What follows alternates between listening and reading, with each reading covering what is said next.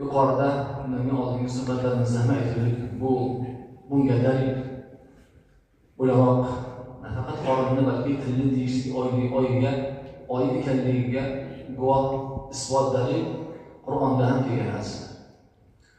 Ramazon oyida ro'za lafzi Qur'onda ikkita lafzda keladi. Ro'za lafzi Qur'onda ikkita o'rinda keladi. Ikkalasi ham ikki xil. Bittasi siyam deb keladi. Ma'lum, hammamizga ma'lum, Baqara surasining 183-oyatida A'udhu billahi minash shaytonir rojim ya ayyuhallazina amanu kutiba alaykumus siyam kama kutiba alal ladzina min qablikum la'allakum tattaqun. Ey iymon keltirganlar, sizlardan oldingilarga farz qilingan kabi Ramazon oyining ro'zasini tutishlik sizlarga ham farz qilindi dedi Xudo. Bu yerdagi siyamdan ma'no lug'at ma'nosidagi siyamdan ma'no qorinni yeb ichishlikdan, shahvatdan tiyishlikka siyam lafzi ishlatiladi arab tilida.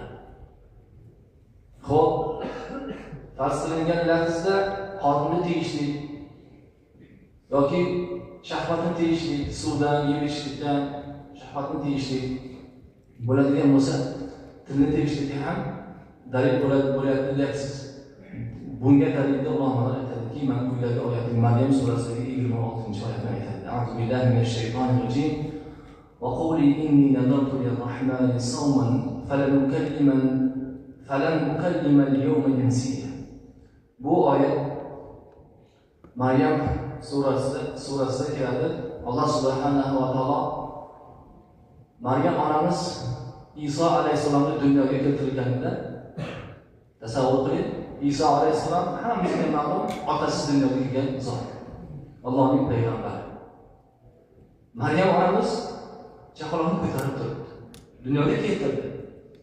Endi Bani Isroil endi nima tasavvur qiling, otasiz dunyoga kelib turibdi, bir ayol tug'ib turibdi.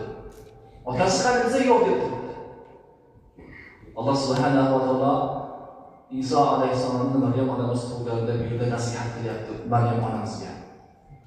Maryam onamiz shunday deyishga undayaptiki, aytgan ey Maryam, men Rahmonga ro'za nazr qildim. Savm mana shu yerda kelyapti lafz. Men Allohga ro'za nazr qildim, ro'za tutdim. Deyapti-da ketidan bugun inson zotiga zinhor gapirmasman degan dedi Alloh taolo. Ro'za tutishni nazr qildim va bugun inson zotiga gapirmasman deb bu yerda gapirmaslik lafzi savomga bog'lab qo'yiladi.